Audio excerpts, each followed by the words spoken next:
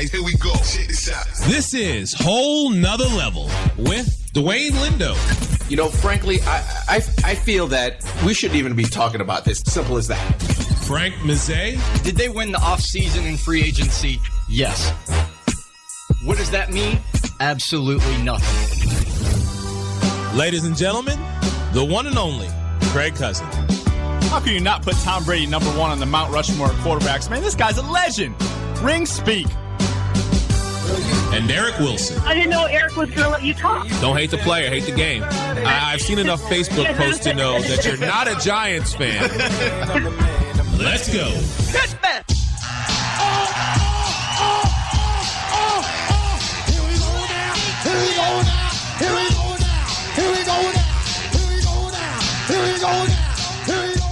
I have one question here. I mean, we've all agreed, I'm assuming we've all agreed here that Golden State more than likely will take the championship. Am I right? Let's just pencil it in. Pencil it in. It's never happened before in the NBA Finals. They already come back 3-1. Never. It's 0. What? Teams are 0-32. Yes. Yeah, something like that. They already gave them the trophy. It's already been handed out. Right. All right. So I guess the question I have now is, what does Cleveland have to do at this point to win in Oakland? I mean, what do they have to do? Even just to get this game, what do they have to do? They need to take somebody out. They need a priest. You better send in Dellavedova at somebody's knees, and you didn't hear it from me. Buddha. They need some witchcraft. They need. I don't know what they need. They need a miracle. Right. Put a rain dance. Do something, but they need a miracle out of this. I don't know what they got to do. They have to make so many adjustments going back into Oakland. It's insane. They need to rent some Halloween costumes. Maybe a Dwayne Wade lookalike, a Chris Bosh lookalike. They might have to call Ray in Allen lookalike. Ray Allen. They might have to call in a bomb threat just to delay the game. I don't know what they have to do. They need a miracle. They need a miracle. I mean, it's funny. I pose this question because I've asked a few people this question, and not a lot of people can answer this.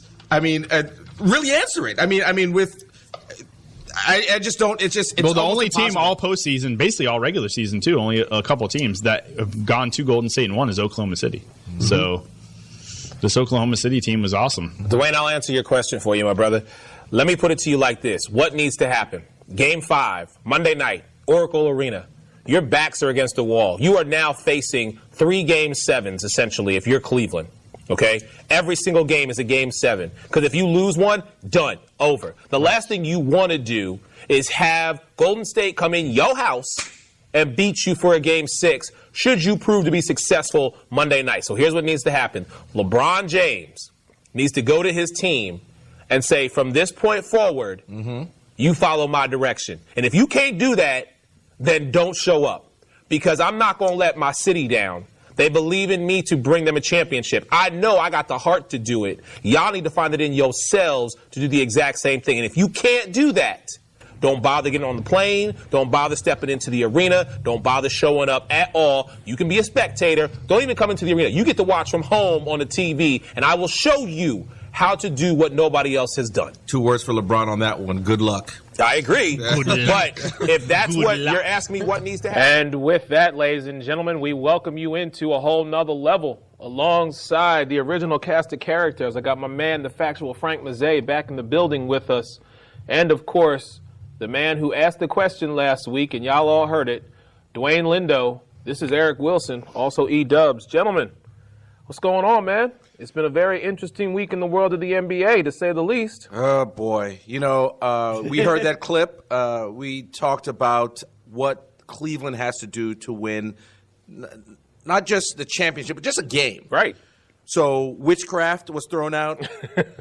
Rain dance was thrown out. Halloween costumes. I heard Buddha. Well, yeah. Buddha was one. Yeah. One thing that was not on the list was paying off the refs and possibly pay NBA wanting a Game 7.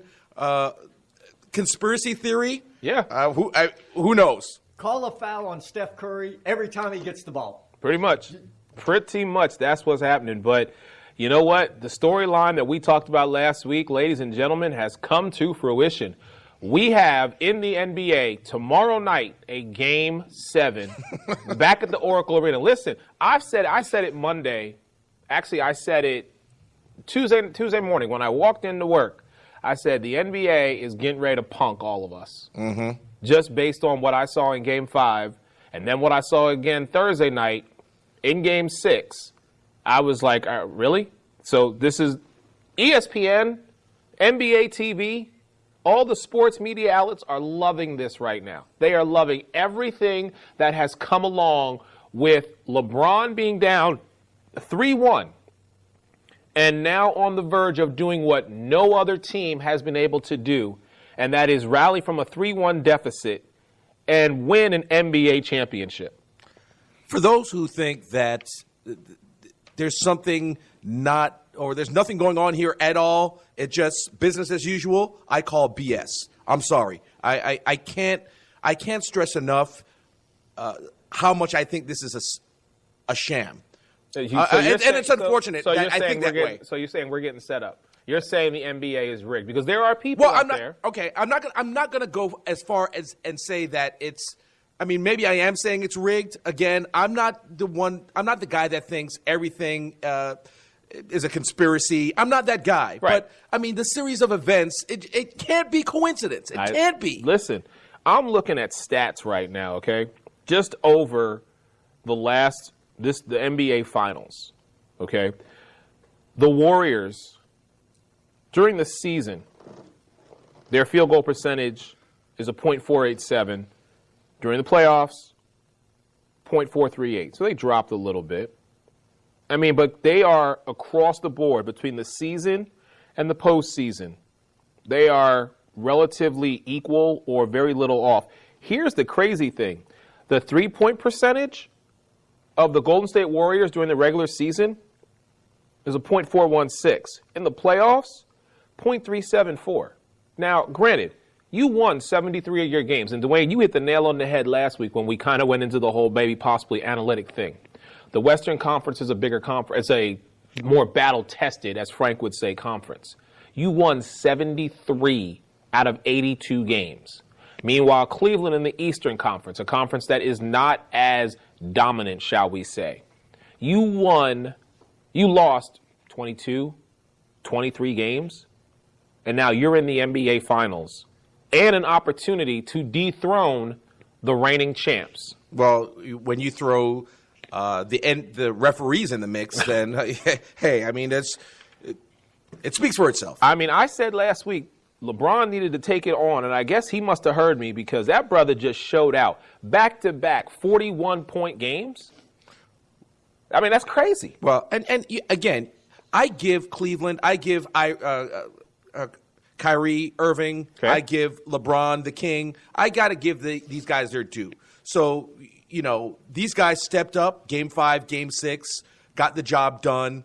In spite of the calls they got that favored Cleveland, that favored them. So, I mean, you got to give them a little bit of credit. I mean, I'm not saying it's all the refs. It's all a conspiracy theory. This is all rigged. But, there again, you have to question the series of events. That's all I'm saying. Cleveland showed some heart. I'll give them that. They didn't go away and they didn't lay down. And look, Golden State, they've helped them a little bit too. I mean, you mentioned some of their stats. Their three-point shooting, I mean, they wouldn't go away from it. And yeah, I get it. When you shoot that good from the three, you want to keep jacking them up. But when they're not falling, and they are falling for Cleveland, because that one game, Kyrie, everything he threw up was basically going in. You may need to at least, let's just try and get 2 points this time. They just kept jacking threes, miss. Right. It's like, my goodness. I mean, I get Game 5, you didn't have Draymond Green, and that's a loss there. And you didn't have Bogut in the last one, which, rim protector, rebounder. But, man, I mean, as much as I agree with you about the refs, Golden State's helped Cleveland a little bit as well. Right. I mean, that's where I'm at in this whole thing. I mean, we look at the loss of Draymond Green in Game 5, and you have to ask the question, was one man really that much of a difference maker? I mean, because if you ask me, I'm going to say no. I'm going to say Cleveland realized what they were faced with. And if they said, if we're going to go down, we're going to go down our way. We're going to go down swinging. And they proved to be the victor. They won by 30 points. Well, I mean, you changed psychologically, you changed the dynamic of the game if you take that one dominant player out. I'm not saying that I agree with you. He's not the. I mean, if you take him out, it's not like, okay, Golden State's done. They're done. They've drowned. You can't say that. But you taking that player out with that much of an impact to your whole scheme of how you play the game, psychologically, that's a blow as far as I'm concerned. So, I mean, yeah, that played a huge part in them kind of in losing the game at home. Yeah. At home. Yeah. No, I listen. I'm right there with you, bro. Go ahead, Frank. Because somebody's got to start now in place of Green, who normally would be coming off the bench against Cleveland's bench guys. Right. So you're getting that. Here's what Draymond Green is, and it's pretty much not even arguable from people in the NBA that he is one of the best passers in all of basketball. Him and LeBron, those two names are the ones that come up. So you've got one of the best passers in the NBA. He defends, and he can score. I'm not saying he's like, he's not a 40-point scorer or anything, but he can score. He can get you 15 points. He can get you 20. But his biggest impacts for me are his passing ability, finding the open man, getting them the ball, and playing defense. Listen, we saw that, and I asked the question last week. I said, is this the man that got into LeBron's head and cracked the code? Because you look at LeBron, and LeBron plays all 5 positions. LeBron can do it all. LeBron, we've always said this about him. However, Draymond Green, for one game, got in LeBron's head to the point where Draymond Green got suspended because of what he did. You mess with the best guy on the team in the league, so now the NBA is like, well, we can't have that. Wait, what are you doing? Who do you think you are? So guess what, buddy? You're going to sit out now. That's what it is. You mess with the cool kid, the popular kid, try to make a name for yourself. People don't like that in a higher power, and so then they make the decision, well, you can go have a timeout. That's basically what happened. Draymond Green got a timeout. Now, I will also sit here and say that I think he's one of the biggest crybabies in the NBA. I don't care who you are. I just think there's a certain level of emotional intensity that you can bring to a game, but I just think he crosses the line a little bit. I said it last week. I think he's a bigger crybaby than Big Baby Davis. Yeah, but from a talent standpoint, those two don't even belong in the same sentence. I agree with you. Draymond Green's an all-star. I agree with you. But what I'm saying is I'm looking at the fact that this is what happened. Now, listen, everybody's going to have their opinion. The bottom line is we got a Game 7 to talk about. I mean, listen, I jumped on the bandwagon last week and said, it's done, it's over. Golden State's going to win on Monday night. Well, I think most people said that. I agree. And now all of a sudden it's like, well, they lost Monday night. Well, they were back in Cleveland and they lost Thursday night. What's going to happen tomorrow? And I mean, honestly, fellas, what's going to happen tomorrow? At this point, I don't even know. It depends what the refs do. I mean, if the refs in my opinion, you should this is the championships. Let these guys play. I mean, in my opinion. It depends what the refs do. So I don't know what's going to happen at this point. So you're talking about a Golden State team that has lost how many games at home this season? 1 at home. How many games did they lose at home this season in the regular season? In the regular season? 1. I think they only lost 1. Yeah. They lost 1 game. Yeah. And now all of a sudden they're in a position to lose 2 games in a row. I mean,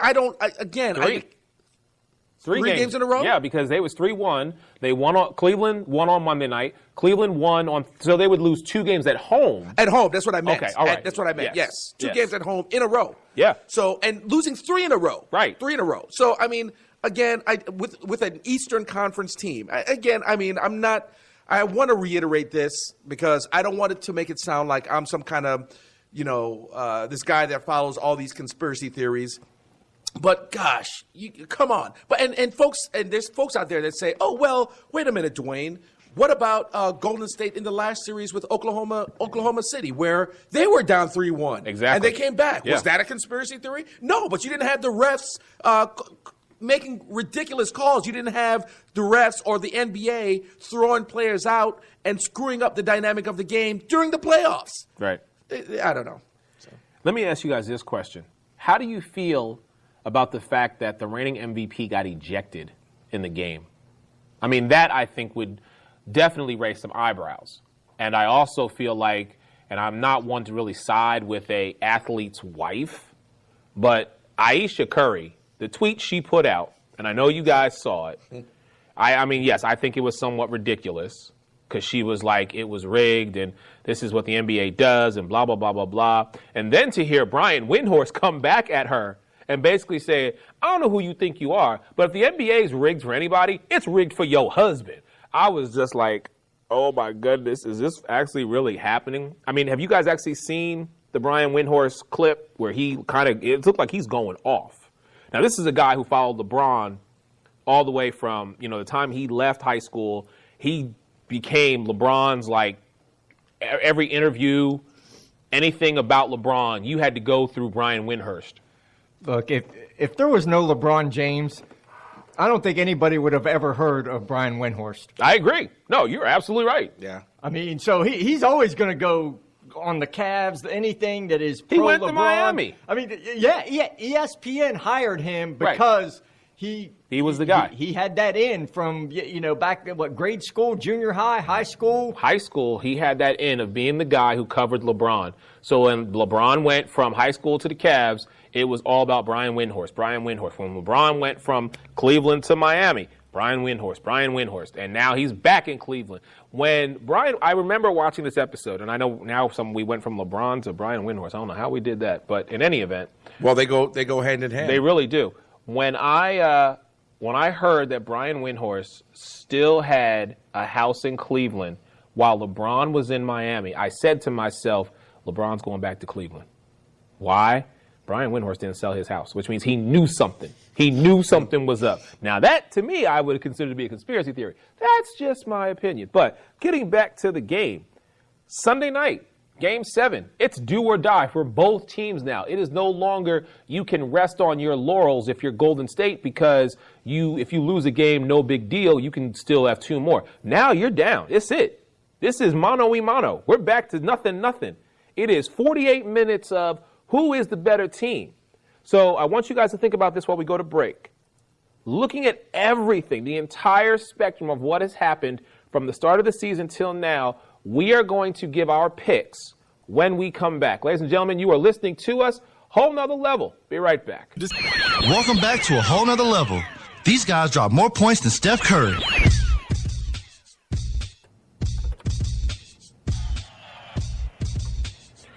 And welcome back to A Whole Nother Level. All right. Well, we let y'all marinate on it for a minute. Gentlemen, let's get into it. Game 7, tomorrow night. Prime time, 8 o'clock. Prime time for everybody. Who wants to go first? I mean, honestly, who's winning this game? We have to get an answer. Who is winning this game? Well, Las Vegas usually has a great indication on who they think is going to win this game. So, they have, the opening line, Las Vegas had Golden State at minus 5.5 points, which is sounds about reasonable. Golden State, Oakland to end this series out. Cleveland on a roll, though. I mean, it would be more normally, but you would think it'd be like maybe 8 points. But again, Cleveland's on a roll. Cleveland's hot, and it's all about momentum. Cleveland definitely has that momentum, thanks to the NBA and thanks to the refs. NBA, well, the whole point, and I hate to get back with the whole conspiracy theory thing again, but it's all about money too. I mean, you would think that the NBA kind of prodded all this along to try to force a Game 6 or a Game 7 to try to get more revenue in. But But anyway, more games, more tickets. Yeah, absolutely. But more let me advertising. Right, but let me get with my pick because I'm just standing on this soapbox here, just rambling. Now, Dwayne is on his soapbox talking about the refs. Like, okay, it's the refs. The refs are the reason. Oh, and it's the NBA as a whole. Had to get paid. NBA as a whole. But anyway, I say, oh boy, I'm going to have to go with Golden State on this one. Golden State wins, and it's going to be a close game. I can tell you that right now. So Golden State. Dwayne has Golden State winning Game 7, something they should have done in Game 5. It didn't happen, didn't come to fruition. More people made money off of it. ESPN, all the sports writers, the pundits, even ourselves here at Home Other Level, which, by the way, people, phone lines are open, 941-358-5701 on the Frisco Fades phone line. We want to hear from you as well. What do you guys think about tomorrow night's game? What do you think has transpired? Are you happy? Are you upset? Are you like, why do we even bother with this? Again, 941-358-5701. Give us a call. But Dwayne Lindo is saying that the Golden State Warriors are going to close it out tomorrow night back in the Oracle Arena and be back-to-back champions. With that, I turn the mic over to the factual Frank. Boy, look, if I'm Cleveland, I'm feeling pretty good. I mean, thinking about it, because going into Oracle now, it just doesn't seem like the same as going into Oracle before, per se, because they've gone in and they know they can get them. I mean, the invincibility is, kind of down a little bit in that regard.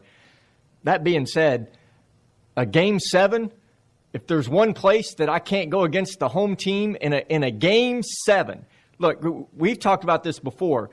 Their whole season comes down to this one game, and that 73 wins doesn't mean anything, nothing if they lose this game, because nobody's going to care.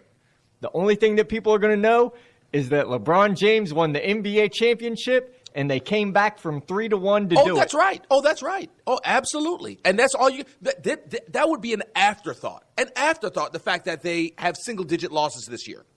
Yeah. So, they got to know that. And, as bad as they've been shooting, I got to imagine, look, if Golden State even does win, who would be the MVP? It wouldn't be Steph. It'd be LeBron. I'm just saying. I mean, look, yeah. If NBA's calling the shots, I'd say LeBron, with the Golden State win, LeBron gets the MVP. I mean, I think Steph had one good game, maybe two. You could make a case for a whole lot of guys winning the MVP based on how Game 7 turns out. But I got to think, look, Steph's got to be mad because he was ejected. The fouls, I mean, the frustration and everything. They need to focus and harness that, and not to where they get mad and start throwing mouthpieces and, doing this and that. They need to take it out on Cleveland on the court. Let their play basically sum everything up. So for that, I mean, Game 7 at Oracle for the NBA championship, I got to go Golden State. This is what I miss. Ladies and gentlemen, what you are hearing is the original cast of characters. We started this, and I'm getting emotional because 7 years ago we started this ride, and this is what I love. I love the 2-on-1. I love that my main man, the sports guru that he is, Dwayne Lindo, and the factual Frank, always got to side together and come against me, because I'm always going to be that one. The old school controversy king that he is, the one and only E-Dub, is going to give it to you, and I'm going with Cleveland. I'm going to re-pick my pick from 2 weeks ago. I said Cleveland would win it in 6. And then I said, all right, I'm flipping the script. There's no way Cleveland's going to come back. I personally should have had more faith. So, LeBron James, if you're listening, bro, and the Cleveland Cavaliers organization, I'm sorry. I doubted y'all. But you know what? Momentum is the pusher. Yeah. And momentum is going to pull them into the Oracle Arena tomorrow night. And you make sure, prime time, the lights are on. If there was ever a golden opportunity, and yeah, I'm using it, a golden opportunity for LeBron James to be a true warrior and prove to the state of California that he is the best player in the entire NBA. There is no stage bigger than tomorrow night. LeBron James is going to rewrite history as being the only team in the entire spectrum to do what no one has been able to do. You need to, this right here, tomorrow night is going to cement LeBron's legacy, if you ask me right now. Because not only will he be a three-time NBA champion, okay? Not only will he then once again regain his crown and his title as the best player in the entire NBA, but he will also, for the city of Cleveland, bring them a championship. If you are LeBron James, you want to be known as the man. You want to be known as the guy who did all of that. So I'm saying he knows that. He understands that. And I will reiterate to you, like we said last week at the top of our show, LeBron's going to put everything on his back tomorrow night. And he's going to tell his team, we will set the tone for future generations in saying you can be down and everybody can be against you. And with your backs against the wall, you can still win. So I'm going with Cleveland to win this game. And I hope LeBron goes 41 again. I really do. I hope he has a 41 on game 5, a 41 on game 6, and stamp it, a 41 on game 7. And the rest of them boys, from Kevin Love, who definitely needs to have a good game tomorrow night, Tristan Thompson, who I think has been consistent throughout the entire NBA Finals, J.R. Smith, don't let nobody shoot you. You better show up tomorrow night. And then the number 2 guy in Kyrie Irving. You know what? You better crisscross fade, old school, new school, you better take everybody's cookies tomorrow night. And you better do whatever you need to do to break ankles tomorrow night. And for that bench, Richard Jefferson, Dellavedova, Mozgov, Shumpert, all the rest of them boys, understand where you're at and understand what's on the line, because LeBron already knows it. But just imagine if he proves to do what I'm saying he's going to do tomorrow night. Oh, my goodness, the floodgates are going to open. LeBron James is the greatest player ever.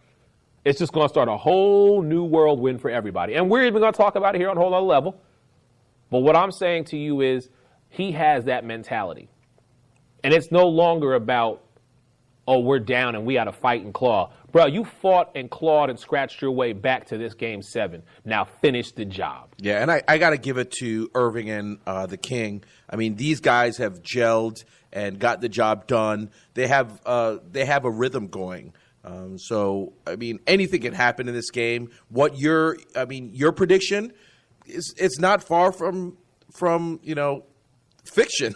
I mean, it might very well happen. It can go either way. I mean, I say Golden State, but with Irving and the King so hot, I mean, it's really tough not to take Cleveland in Oakland. It's tough, but again, I'm taking Golden State for the W. And that's fine. Yeah. And you know what? You're not wrong. Neither one of us at this point are not wrong. Right.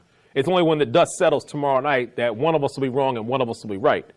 But what I'm simply saying to you is it is a momentum pusher because they know what they had to do to get here.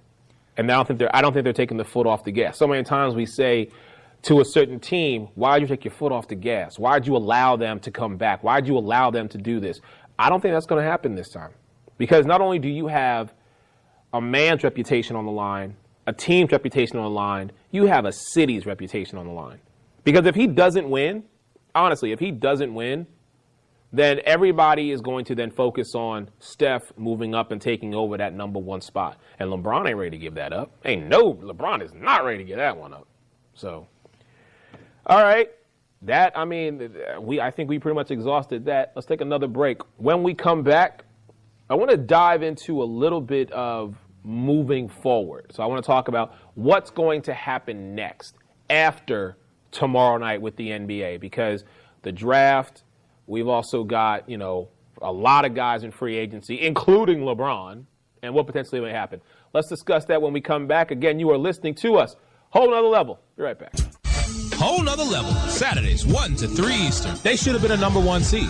I'm sorry. I think so too. Michigan State should have been. Oh, really? Now you want to come on board No. with the Big Ten. They got a good draw. Talking about getting a good seed. Well, no, I'm talking about Big Ten football. I was talking about Big Ten football. So, I mean, I want to be specific here. Completely different. Only on STLRmedia.com. And welcome back to Whole Nother Level. All right, gentlemen, we've exhausted Game 7 long enough. Let's talk about futuristically what's going to happen here. So, at the end of tomorrow night's game, there will be a new champion. Either it'll be new or repeating NBA champion. But let's talk about free agency a little bit, because there are a lot of big stars who are on the market, starting with LeBron James. So let me ask you this question. Frank, I'll ask you first. If LeBron is successful in doing what no team has done, does he stay in Cleveland moving forward? Wow. Yeah. If he wins the championship, I mean, I would say, yeah. I mean, look, he's there on the 1-year deal basically because of the salary cap and that if he signed that 1-year deal, he'll be able to get even more money next year because teams are going to have more money to pay. Yeah, they actually raised the cap from 74 to almost 90 million. So yeah, him signing that 1-year deal was just about as much as a financial. He didn't want to lock himself in. This way he can get more money, and it also gives, it puts a little pressure on Cleveland too. That hey, you guys need to do something. Because if I don't see a competitive team, but I can't see him winning the championship if they are fortunate to do so, and then not sticking around for the victory lap, if you will, or the defending the championship, getting that ring ceremony in Cleveland the next year, when they present the rings and everything on that first game. Right. I can't see him passing up that. So I'll say that. If they lose, I could see it, but I would also say that he stays because of unfinished business. He went back to Cleveland to bring a championship, and which he still would have time to do. I mean, he's not an old man, right? Not as young as he used to be either, exactly. But he would still have unfinished business there, in my opinion. And so either scenario, I see him in Cleveland. Okay, Dwayne, I'll ask you. Oh, he's gone either way. You're saying he's leaving regardless? He's gone either way. That's exactly what I said. I don't know. I just don't see him staying in Cleveland. I mean, it's so erratic. You got to defend your position on this one, well, bro. I've got to defend your position, bro. Okay. Out of the blue, I'm taking my talents to South Beach Again. Yeah. Well, I'm not saying I'm just saying that's what he's known for. Okay. Just being he was at Cleveland before. Yep. Everyone thought he was staying at Cleveland. He went to South Beach to get a couple rings. Okay. Apparently to move on to bigger and better things. We'll just say, and hypothetically, he loses the championship. He doesn't. I don't know if he believes in Cleveland. I'm sure he does, but I see him wanting to go someplace else. The bottom line, in the event that he does win, and Cleveland embraces him, hell, he still leaves. So you got the ring for Cleveland. You did what nobody else has done, and you've cemented yourself as the current number one man in the entire NBA. So now you feel like job's done, time to move on. Yes, that's what you're saying. That's exactly what I'm saying. I mean, Wow. I don't give any credence. Look, I think these series of events throughout the week has kind of jaded me a little bit. I think he's probably going to go out, get some money, get more money, because I don't think Cleveland is a big market to where he can get paid. Maybe they pay him the max. I don't know, but if there's other teams out there that can pay him a lot more than Cleveland can, I say he goes someplace else, even with the championship. But here's the thing: if he's in Cleveland, he can shop around. But Cleveland, because he's there, Cleveland can give him the most amount of money to stay. Isn't that how the contracts work? The contract works is if you are currently with the team and then you become a free agent, you can shop around to see what other people are going to offer you. Right. However, the team that you are currently with gets to give you just a little bit more as an added incentive to stay where you're at. Well, if Cleveland steps up and gives him what he wants, the players, the money, and it's not better than any other suitor around the league, then yes, he stays. But otherwise, he's gone. Wow. Regardless of whether regardless of all these things you're mentioning, he's gone. All right, Frank, go ahead. Well, in fairness, he does owe Miami, I think, 3 more championships. Oh, that's right. I could see him going back for unfinished business. I mean, but I mean, look, if it's a matter of where would you rather live in South Beach or in Cleveland? Okay, it's a no-brainer. That's a no-brainer. It's South Beach. But it's not like he's from Cleveland. Yeah. He came back to the prodigal son. Came home. You know what I'm saying? Well, technically, he's from Akron. I consider okay. Maybe people in Cleveland think he's from Akron, so he's basically from Cleveland. But all right, but it's Ohio. It's Cleveland. This town has not won a championship since Lord knows before any of us were around. 1950. Cleveland Browns. They won and it wasn't even the NFL then. I think they won the AFL championship or something. So I mean, that's the last time that team's been relevant. Between the Indians, the Cavaliers and the Browns, they don't even have a hockey team. You know what I'm saying? The UFC heavyweight champions from Cleveland, Stipe Miocic, he won the belt. And he won the belt. So last pay-per-view, so he brought the championship to. But what I'm saying to you is, on one side, I got Frank saying he stays in Cleveland if he wins. If he doesn't win, he may go somewhere else. Dwayne is just saying it don't matter. The only way I see him staying is if Cleveland steps up, especially I would think if Cleveland does win the championship, which, I mean, who knows at this point. If Cleveland does win, I would think Cleveland, the team, would step up. The GM there, the owner, Dan Gilbert, David Griffin. Yep. Oh, and Dan Gilbert. Right. Okay, those two. Yeah. I would think they would step up and give LeBron. I mean, look, anything LeBron asks for, I would imagine he would get. So I would imagine, I'm all for that too. Especially if he wins the championship. So I would imagine those two guys would step up and give him what he wants. But if he doesn't get what he wants, and there's other teams in the league that look better in terms of team gelling, him gelling with another team, him getting more money, why not go to the Knicks or any other team that would be better or a better chance of him winning the championship? Yet again. Just don't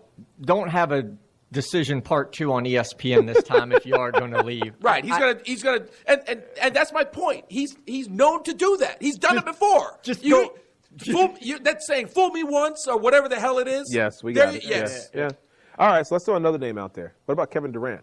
Does Kevin Durant stay in Oklahoma City? Because Russell Westbrook still has one more year left on his contract. Yep. And they, in my opinion, have unfinished business. You were up 3-1 on the reigning champs, and they came back and whooped you to go on to the NBA Finals.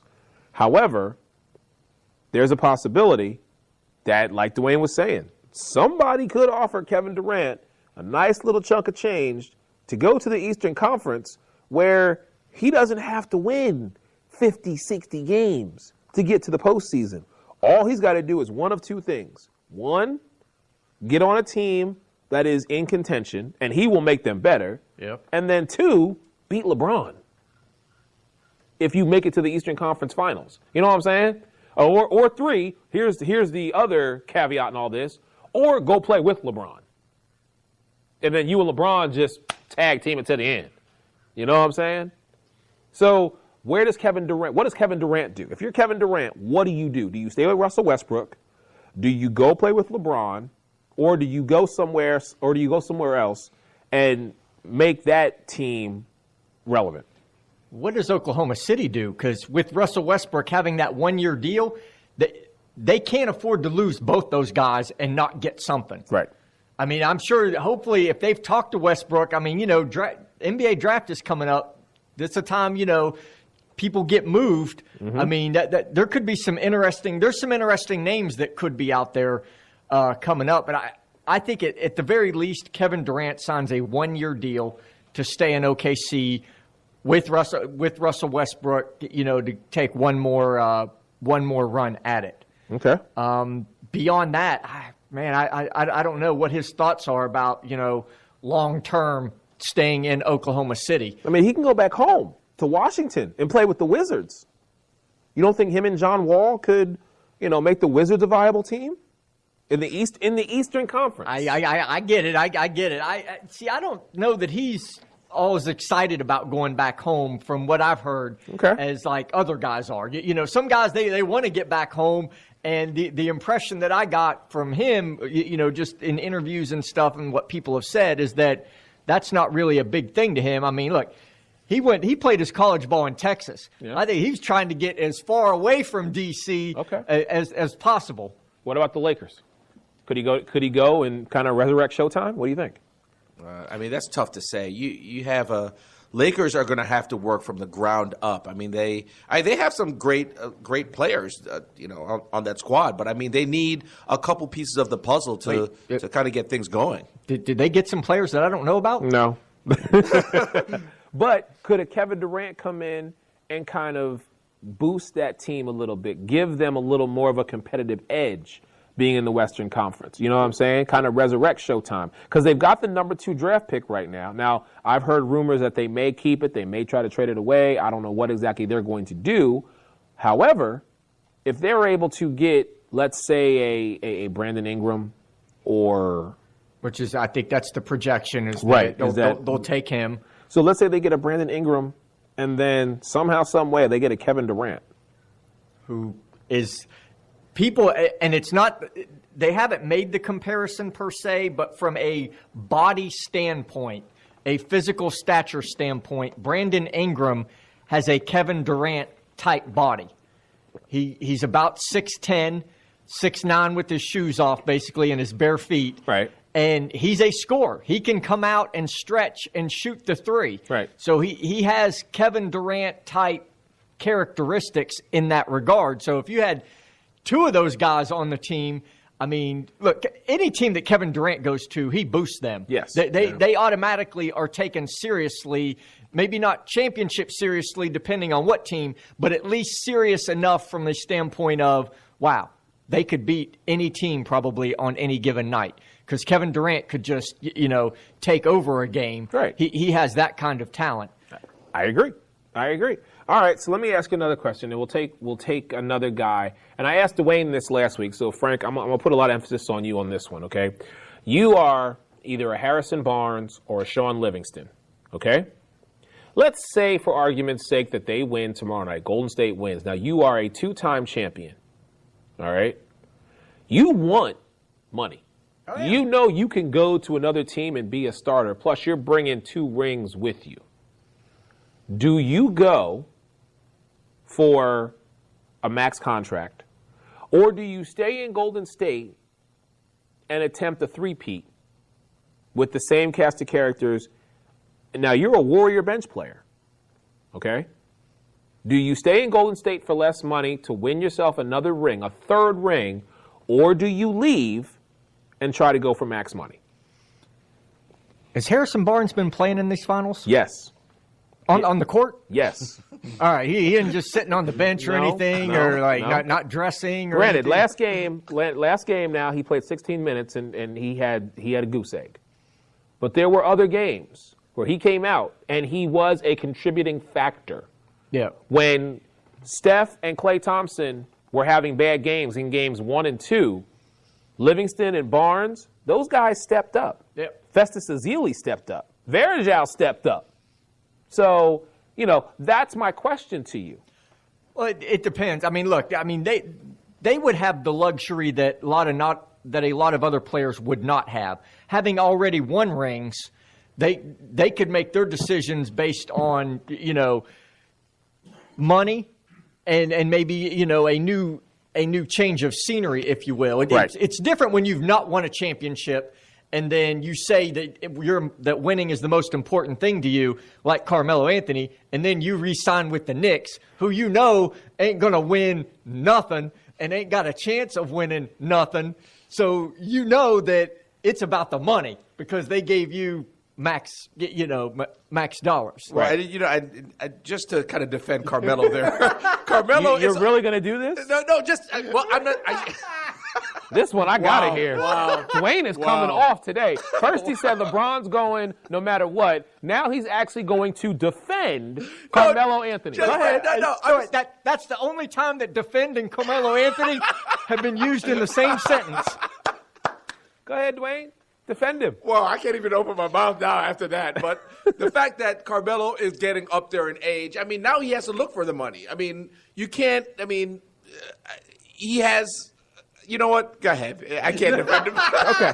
We just wanted to make sure because I was like, Dwayne is on point today. He's taking my role and just throwing everything out there.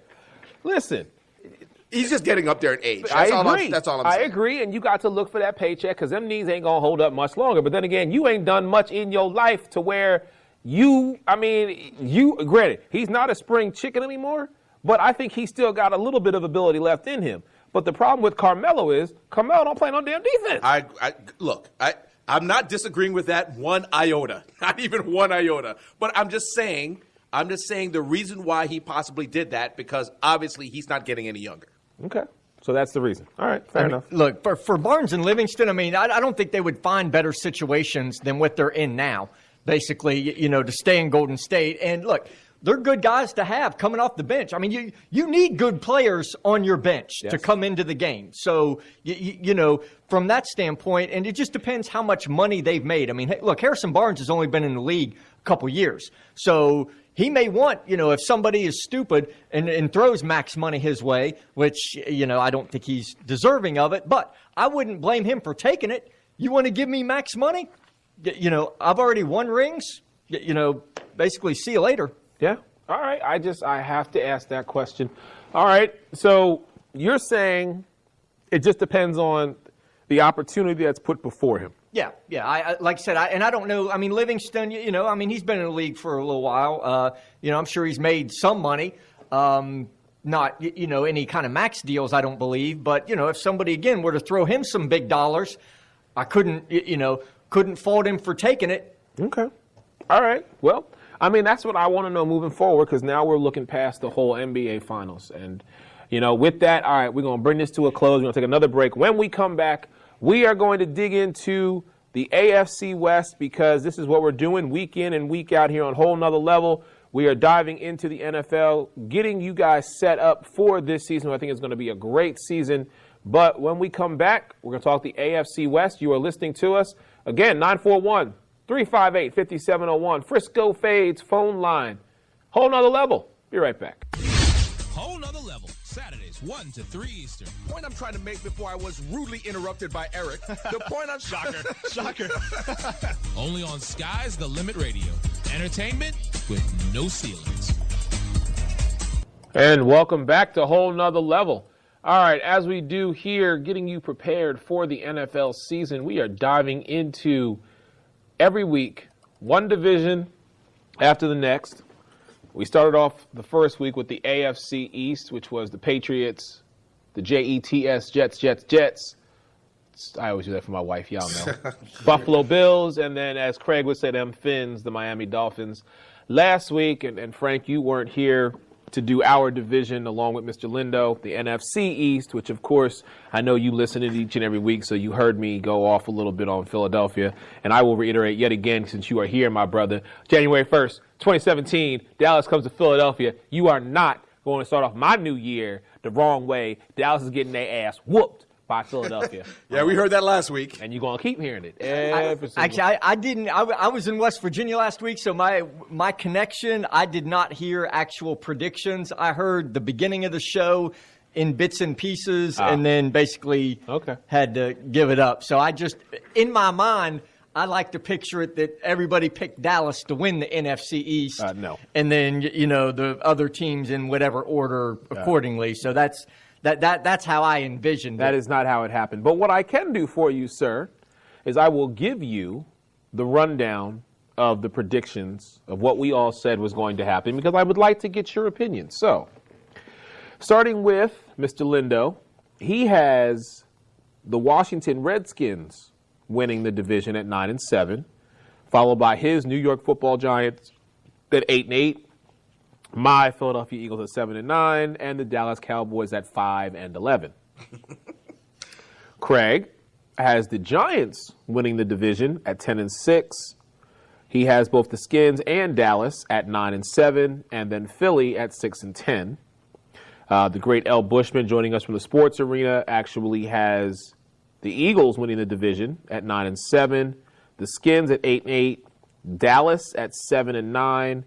And the Giants at 6-10. And last but not least, yours truly has Philly winning the division. Big shocker there, 11-5. Followed up by the Giants at 10-6. Followed up by the Skins at 8-8.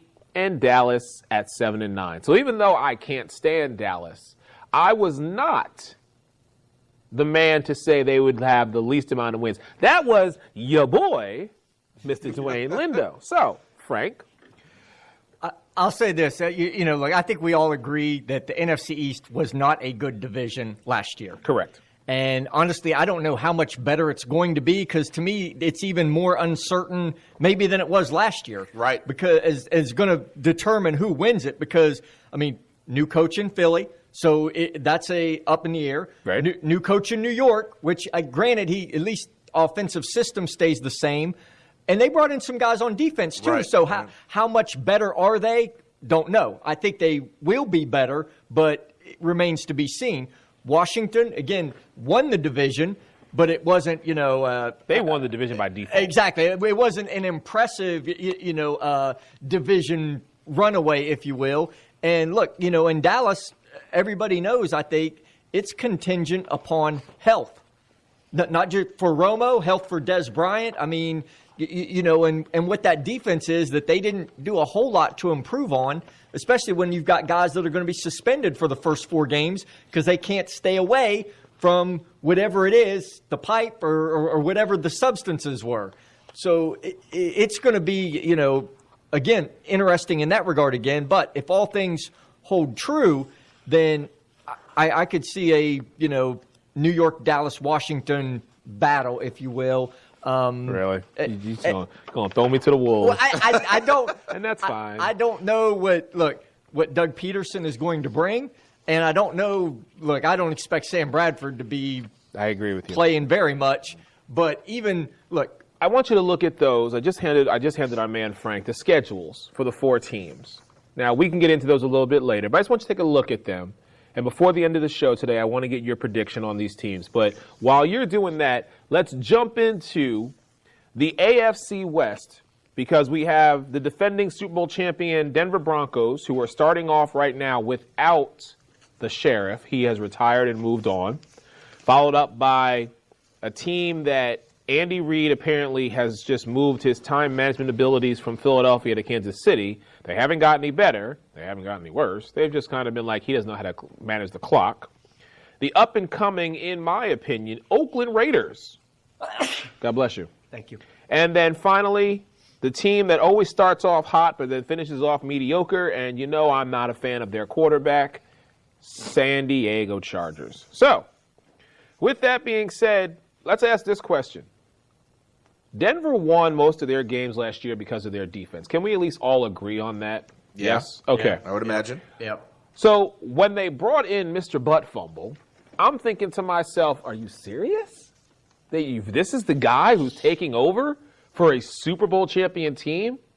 You done sent Brock Osweiler, or Brock Osweiler said, peace, I'm out of here, jumped to Houston for 4 years, $72 million. And so now the Denver Broncos are without, in my opinion, a solid quarterback. So what do? Oh, they go and draft Paxton Lynch. So my question, gentlemen, who is starting week 1? Mark Sanchez or Paxton Lynch? Well, look, I think someone, it might have been Frank, it might have been you, Eric, it might have been Bushman, Craig. Someone has mentioned this before. With the Denver Broncos, with how great the defense is, and you just mentioned it here, how great the defense is. With how great the defense is, last year, them winning the Super Bowl, Peyton Manning didn't do, he held his own at the quarterback position, but he wasn't a grade A quarterback like he was in the past. So with that being said, this year, with the defense being so great, everything's intact with the defense, you're looking at a Denver Broncos that really doesn't need a grade A quarterback. It would be good if they had a grade A quarterback from their perspective, right? But they don't, obviously, at this point. You have a rookie, and you have a I don't know, what do you want to call butt fumble? You call him? I don't know. Listen, he's a veteran quarterback. But he's a backup quarterback at best. Yes. So with that being said, I think the Denver Broncos compete in the AFC West to the point where they probably might win that particular division. But you're asking who's going to start. I think you start the veteran, first off, see how he does, see how Paxton Lynch is doing. And just for your information, I'm sure you guys know, Paxton Lynch almost looks like, in terms of how big he is, a Brock Osweiler, because he's 6'9", 6'8", 6'9". I'm not sure if he's somewhere around there. So, a great I think he's a pretty good quarterback. I mean, at the collegiate level. So played for Memphis. Right, but do you throw him to the Wolves? No, you don't throw him to the Wolves. You see what your veteran does right off the bat. First couple games. I mean, see what he does in preseason, but you got to start him and see how he does. See how he performs. If he performs under par, then you bring in Lynch. Simple as that. All right. Frank, I'll kick it over to you. Paxton Lynch starts week 1 for the Broncos. Done deal. That's it. Yeah, I think he'll – now, look, don't just give it to him. He's got to win the job. Right. Make it a competition, but I'm betting that he could beat out Mark Sanchez. If he can't, then, that's a whole nother issue there. But I'm giving him the benefit of the doubt that he can. And look, I need to see what I got. I know what Mark Sanchez is. I need to see what Paxton Lynch is and what he's made of. And look, Denver didn't light it up in the air last year from a passing standpoint. So you can alter the game plan to protect him, if you will. You've got a good running back in Anderson. Yeah. You got a decent offensive line. And look, your defense is incredible. Stellar. You've got decent wide receivers. Thomas is still there. Sanders. Look, and Gary Kubiak, he's a former quarterback. So, I mean, if anybody knows, how to bring somebody along and how to develop them in that process, it would be him. So, again, and Dwayne hit it on the head. With that defense, you don't need, a superstar quarterback. I mean, yeah, it would help, but I want to see what Paxton Lynch can do. I want to see what he is, and I'm assuming that he beats out Mark Sanchez in the battle. And I love to correct you, Dwayne. Paxton Lynch is 6'7", 244. Okay. So you gave him an inch or two, but yeah. But yes. I mean, he's on the Yes, you're absolutely right. All right, so looking at their schedule for this year, what do you gentlemen predict? And we'll start at the top. Opening night is a rematch of Super Bowl 50. Right. Now, on one hand, you have Cam Newton, who's going to have, hopefully, knock on wood, and his guy is healthy, in Kelvin Benjamin. He's going to have all his pieces with him. And you're looking at the new look offense of the Super Bowl champ Denver Broncos. Because that defense is the same. Speaking of the defense, before we get into this, Von Miller? What is going on with him right now? Am I correct in what I heard about this? This man he turned down 6 years, $113 million? He turned down a 6-year, $113 million contract from Denver. What? Who? Could somebody explain this one to me, please? What? On what planet? Doesn't Miller have the franchise tag for Denver? I don't know. I don't think so. He said he's not playing under a franchise tag this season. So either he's going to, I mean, how much money does this brother want? 6 years, $113 million, and you say no? Apparently he wants a whole lot. I mean, look, this happens when teams start winning. People start thinking that they're the reason why you won. I mean, and granted, Von Miller was a stud, but he's not that whole defense. Right. Well, he's getting dancing with the stars money. So I mean, he doesn't need Denver Broncos money. That's chump change. I'm saying you turning down 6, and then to do it one step more, to crop out John Elway in the photo. Have you seen the Twitter photo? Because I've seen both of them. I've seen the one where it was DeMarcus Ware, Von Miller, John Elway, Peyton Manning. I think it's when they went to Washington for the Super Bowl ceremony or whatever it was. And then you see Von Miller, he cropped out John Elway. I'm like, hold up, this brother's ready to hand you, arguably, in my opinion, the greatest quarterback to ever play the game in John Elway. He's finna cut you a check for $113 million for 6 years, and you gonna say no to John Elway? What? Come on, man. I'm sorry. I hate to sound like CeCe, but come on, man. Yeah. That's just crazy. Well, yeah. I mean, that's kind of. I mean, wow. No words for that. I don't know. I mean, I wonder how much money he's looking to get. I mean, for the linebacker position. I mean, right. Yeah. Granted, I mean, but that's who I want to know, because in my opinion, Von Miller is truly on a whole nother level. Because I'm like, you got to be out your mind, bruh. How much are you looking to get? Because I think it was at least 60 or 70 of it was guaranteed money, somewhere in that range. But jeez. I just had to, because I was like, are you serious? You turned down that? Anyhow, let's get into the schedule. So I'm looking at the schedule right now, and I'm saying even with Paxton Lynch as the starter, because I completely agree with you, gentlemen. I don't think Mark Sanchez is going to be the starter. I said that he. Okay, you said yes. Right. I'm sorry. I said that he should start. You said he should. Not Paxton Lynch, but I think that the veteran should start. Mark Sanchez should start. Okay. So you're saying Mark Sanchez should start. Frank and I are saying Paxton Lynch is going to start. He's going to get beat out. I'm saying they still get 10 wins out of this. Looking at their schedule, I say they get 10 wins. So they lose to the Panthers their first game. Yes. Okay. Yeah, I have them losing. Here are the games that I have them losing. You might think I'm crazy, but it is what it is. I have them losing to the Panthers on opening night. I have them losing at the Chargers. I have them losing when they go to Houston, because I think Brock Osweiler is just going to light them up. I have them losing to the Patriots, and I have them splitting the season and losing the one game in Oakland against the Raiders. Those are my 6 losses that I give Denver, saying that Denver will go and finish 10-6. Gentlemen, what do you think? I got. I think Denver can still win 11, 12 games. I'll go 11-5 or 12-4. I'll go 11-5. I agree. I think they lose to the Panthers because even though it's not the Super Bowl, Carolina's going to be cranky and going to want some revenge. I agree. I think they'll come out. Be nice if they would have came that way out. In the Super Bowl, but and I got them losing to the Patriots. And honestly, the other games are just, even though the teams in that division aren't necessarily stellar, rivalries and upsets happen in that division. It's always, again, the Raiders, the Chargers, and the Chiefs. It's always a battle when those teams get together. So I'll attribute basically their other losses to within that division. Okay. Dwayne, what about you? Yeah, Eric, I'm going to have to side with you. I mean, I see them taking a step back. Obviously, they're Super Bowl champions, so they're going to have a bullseye, on their chest.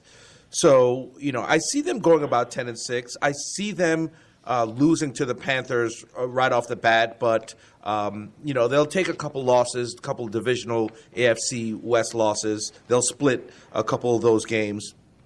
But I see them going possibly 10-6, 9-7. Okay. All right. Well, let's move on to then another year of Alex Smith and Andy Reid. Now, Doug Peterson is gone. So now, yet again, Alex Smith has to deal with a new offensive coordinator, quarterback coach. I'm not sure exactly what Doug Peterson's title was when he came over from Kansas City, but now he has to acclimate himself with yet a new coach, and Alex Smith has to do this. Now, Andy Reid is still the head coach there. Kansas City, didn't really hear much about them in the draft. And looking at, what they've done, did they fly under the radar and we just not pay attention? Or, we didn't hear much from Kansas City by way of what they did draft-wise or, what they're going to do. So are we saying this is the same look Kansas City Chiefs? This is a team that started 1-3 and then strung so many wins together to get themselves to the postseason.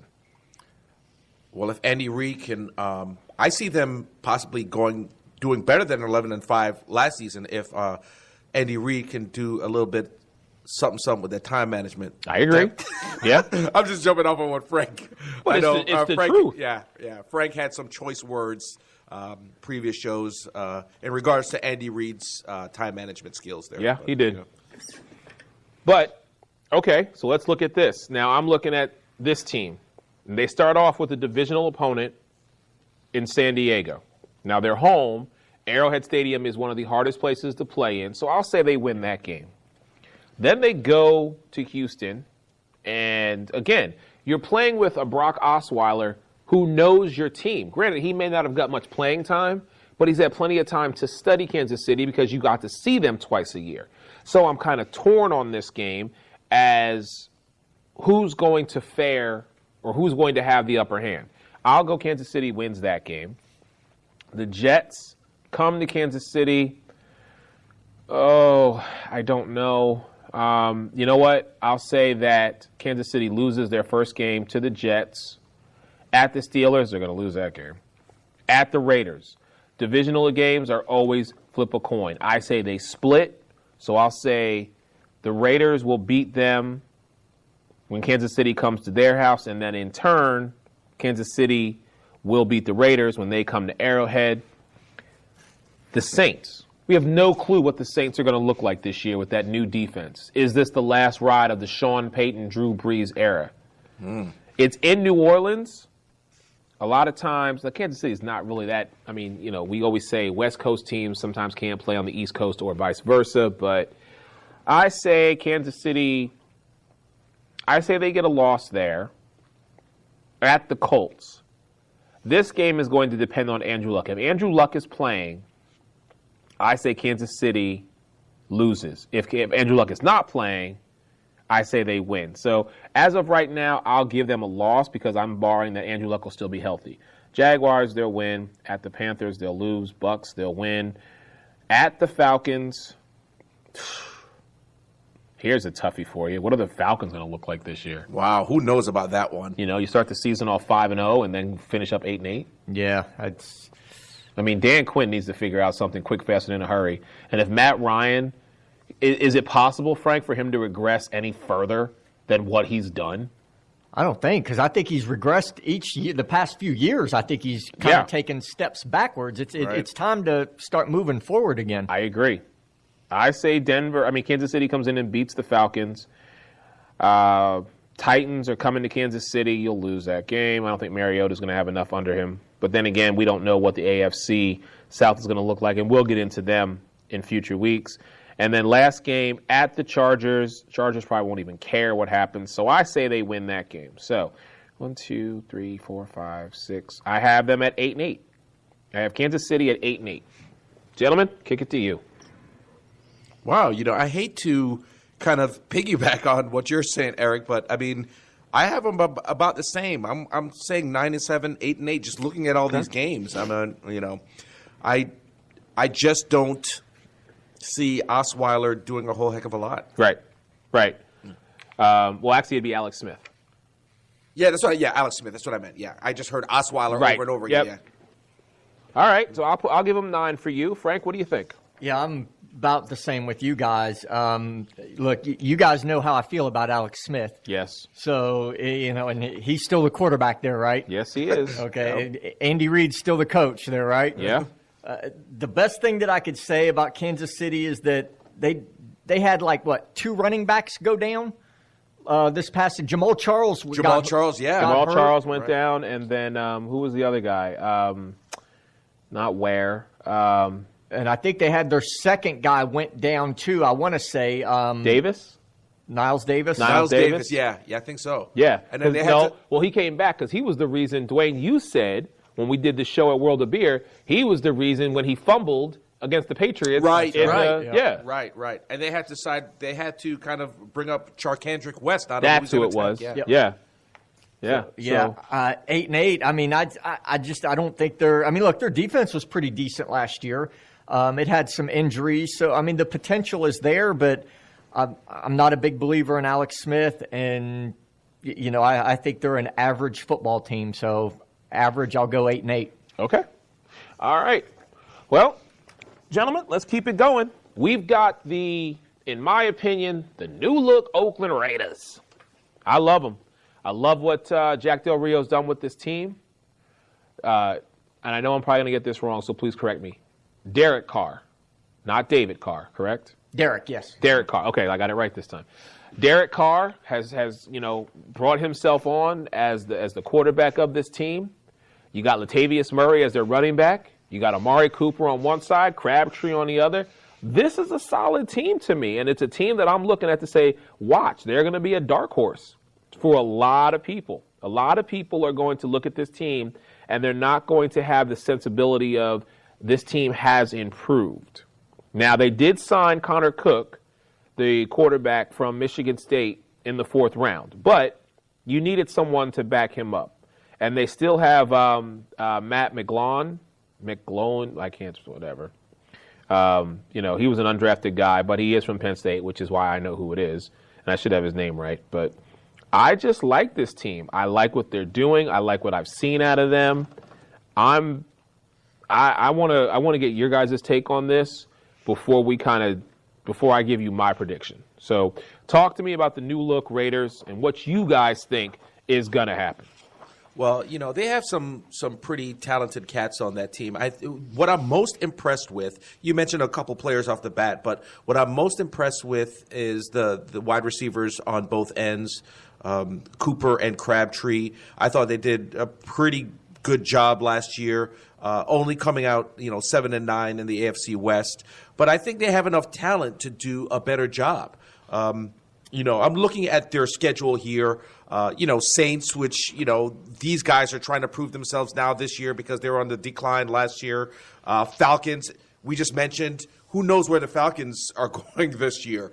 Tennessee Titans, they're still trying to find themselves in that crazy division, which, nobody wanted to win in that division with the Tennessee Titans. Ravens basically had all these injuries last year. So looking at their first 4 games, they can very well go 4-0 and gain momentum within the season. So I definitely see them doing better than the 7-9 last year and coming up this year, possibly double-digit wins.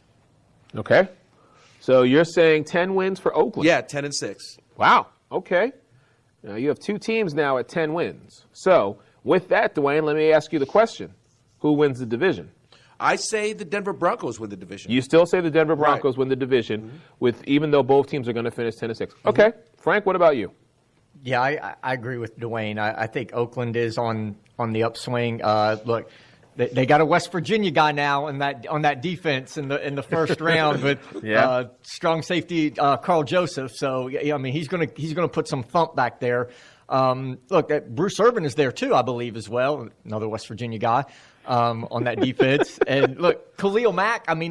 That you can see that team starting to really come together. They have a young quarterback. They have a young nucleus to only grow. Basically, I think Oakland comes in second place in this division. I could see that. I had Denver winning 11 games, and I could see Oakland winning 10 games. You're saying Oakland wins 10 as well. Well, I guess I'm on the bandwagon this year because I have Oakland winning 11 games this year. I say they turn the page, they right the ship, and they beat out Denver to win the division. The losses that I have for Oakland are, I think, Dwayne, instead of you saying them starting 4-0, they're going to start 3-1 because you got to figure Baltimore is getting all their players. Right. And I actually thought about that as well. They were they were just like depleted last year with injury. But as bad as Dwayne's fantasy football. Yeah, pretty much. That was my fantasy football team was Baltimore. Basically. Every week someone would go in, every week somebody would go out. Yeah.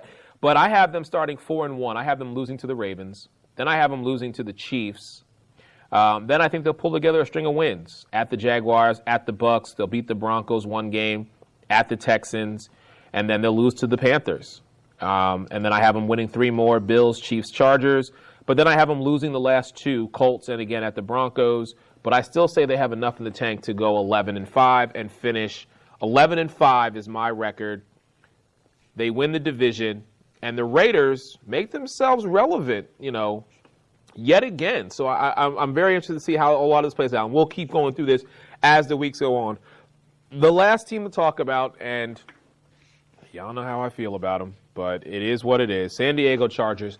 Frank, please tell me this is the farewell tour of Phillip Rivers. Please, just give me some semblance of silver lining hope. This man is gone. All the talent in the world, and you go 14-2 and get bounced in the first round of the playoffs. You're a team that outside of Phillip Rivers, nobody knows anymore, unless you're Monte Teo, the catfish guy.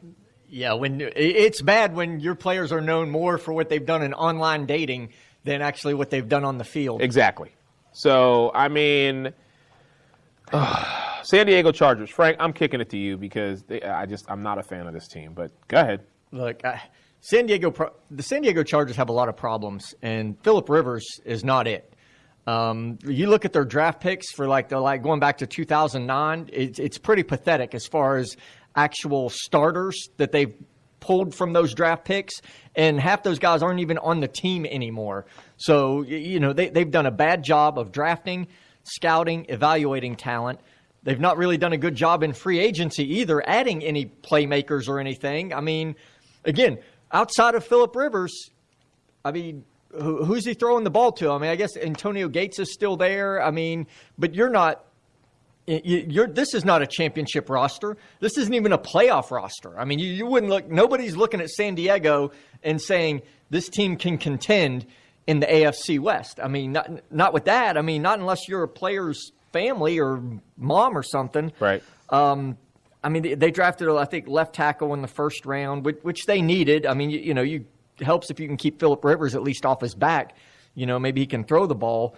But I would like to see Phillip Rivers out of San Diego from the standpoint of you're just wasting his years here, the last few years that he has on a team that's not going to go anywhere. I mean, look, get him somewhere where a team that, look, there's a few teams that just need maybe a quarterback to get them over the hump, if you will. I mean, look, Phillip Rivers in a Jets uniform. I mean, look, I know you don't like him, but I'm just saying the pieces are there. Yes, and he's right. He's an upgrade over everything. So, but I realize he did, his deal. He signed to stay in San Diego a couple years ago. So you'd have to work out all the logistics, the money, the trade, and everything. But my goodness, I mean, set Phillip Rivers free. That'll be the next hashtag. I got him coming in last. I mean, that's. That's not surprising. Yeah. No, it's not. It's not. So what do you have them finishing with? I'll run the list down really quick, and I'll tell you my list because that's what I was just trying to figure out here while you guys decide. I have them losing to the Chiefs, beating the Jaguars, losing to the Colts, beating the Saints, losing to the Raiders, losing to the Broncos. Then I give them a 2-win streak where they'll beat the Falcons in Atlanta and beat Denver in Denver. They'll lose to the Tennessee Titans because they'll be on such a high that they beat the Super Bowl champions, that they feel that they can be somewhat, that they overlook the Tennessee game, and then Tennessee shocks and beats them. They'll rebound and beat the Dolphins. At the Texans, they'll lose. Buccaneers, Jameis Winston, they'll lose. Carolina Panthers, they'll lose. I have them splitting with the Raiders, so they'll win one game. And then at the Browns, really, it's December, it's Christmas Eve. I can be nice and say early Christmas present for Phillip Rivers as they finally get another win, but I would side more. If you ask me right now, everybody being on the up and healthy, do I want RG3 or do I want Phillip Rivers? If RG3 can reinvent himself, I'm going to go with RG3. That's just my personal opinion. So I'll say they lose that game, and then finally they lose to the Chiefs based on my predictions from earlier. So that's 1, 2, 3, 4, 5. Yeah, I have them at 6-10. That's what exactly. I have them at 6-10. And for me, that's being nice. Because, again, I just don't think that team has anybody on that team that's going to make the San Diego Chargers relevant this year. They are going to be a footnote in the NFL this year as far as what they did. Unless they come out and shock the world by beating Carolina on December 11th, which I just don't see happening in Carolina, or if they do what they do, they start off hot in the beginning of the season, but then they slowly trickle to mediocrity. That's just me. All right, Mr. Lindo, give Frank a few more minutes here. What do you got San Diego finishing at this year? Well, I have them. I'm looking at the schedule here, and I have them winning at least 5 games. It's usually their offense can throw up quite a few numbers. Obviously, their quarterback.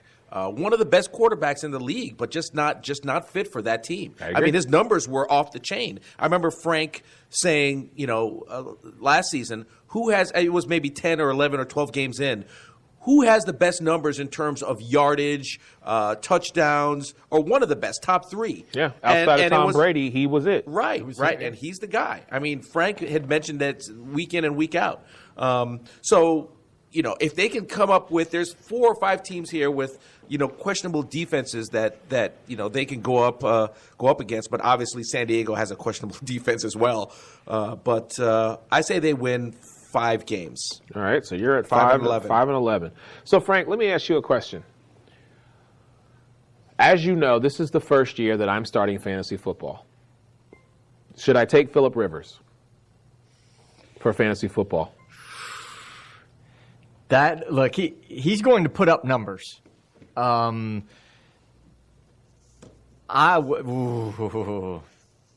tough. Yeah, that's. I mean, look, the risk reward is there. I mean, he's going to get yards, even with that cast of characters, at wide receiver. Antonio Gates is still there. Yeah, he's going to put up some passing numbers, but man, they ain't going to stop. No, I mean their defense isn't really going to stop anybody, and their record's probably going to be about where you're at, probably about 5. I got them about 5 to 6 wins. Okay. Look, you could do a lot worse for a fantasy football quarterback. I'll say that. Okay. All right. I was just curious because, like I said, this is my first year doing it. I already have some gentlemen, of course, lined up outside of Philadelphia that I'm looking at that I'm interested in picking. However, if we're going off of numbers, I have to look at it as an objective individual and say, here's a guy who consistently has put up decent numbers. Mm-hmm. It hasn't resulted in victories, but fantasy football is not all about victories all the time. That's true, yeah. All right, maybe I will, maybe I won't. So 5 or 6, Frank, what do you got? Give me a number. I'll give him 6 and 10, and they'll battle Kansas City for that last spot there. Yeah, you have Kansas City at 8 wins. So, okay. All right, well, there are our picks. Preseason, we will, we reserve the right to change, and we will have another show as the weeks go on. We're going to continually delve into this. And as time goes on, we will, if we want to change anything or think that one team's going to get a couple more wins based on what we've seen, of course, preseason, anything is possible. So that might change our opinion as well. Gentlemen, anything else before we get out of here today? No? Frank, good. Always a pleasure to have you back, man. Can't Thank wait to have you. back. Yeah, absolutely. It was great being here. UFC Fight Nights tonight. Rory McDonald and Stephen Wonderboy Thompson. Okay. Is that the main event? Yeah. Now, this is 199? No, this is it's a UFC Fight Night. It's on Fox Sports 1. Oh, okay. All Okay. right. I have one question for our UFC guru here. There's one thing I see all the time, and I don't know what it is. You're talking to someone who doesn't know a lot about UFC, but what does Bellator mean? Am I pronouncing that right? Bellator or Bellator? Bellator? Bellator? Yeah, that's like the Bellator. It's MMC, I guess, or UFC, MMC. You've never heard of that? MMA? MMA. I'm sorry. Yeah, it shows you how much I know. Mixed martial arts? Yes, Bellator. Because you remember? Well, I'll tell you what. The fighter who recently passed away, Kimbo Slice? Yes. Kimbo Slice fought Dada 5000. Yep. In Bellator. But Bellator has numbers as well. Oh yeah, Bellator. Thank you. Yeah, I didn't pronounce it right. Yeah, Bellator. What is that? Is that just the name? It's like the UFC. Gotcha. It's a fight organization. Gotcha. See, it shows you how much I know. I'm pronouncing it completely wrong. Bellator 149. Yes, Bellator. Shamrock versus Gracie.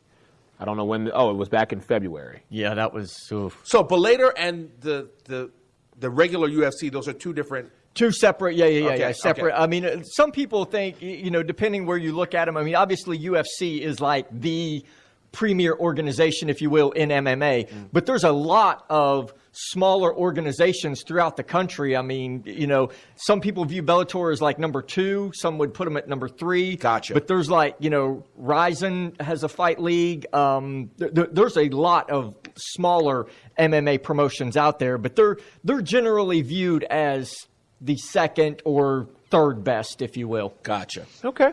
Gotcha. All right. With that, we are going to take our leave for this week. Always a pleasure having the original cast of characters. Like I said, we've been doing this for 7 years, and I love each and every week doing it with you, gentlemen. And as the weeks go on, we only get better and better. I, unfortunately, will be gone next week. The one and only Craig Cousin is in Chicago this week. I actually leave on Friday. So when I come back, I will be yet another year older and a lot happier because I'm going to my favorite city, Chi-Town. But I will miss you guys, and I will probably call in depending on what I have going on. But you know me, I can never stay away too long. So, for the factual Frank Mazzei, the sports expert that he is, Dwayne Lindo, and the one and only Craig Cousin, this is E-Dubs, Eric Wilson. Until next week, we have taken you to a whole nother level. We'll see you next time. What do you want to do tonight? The same thing we do every night, Pinky. Try to take over the world.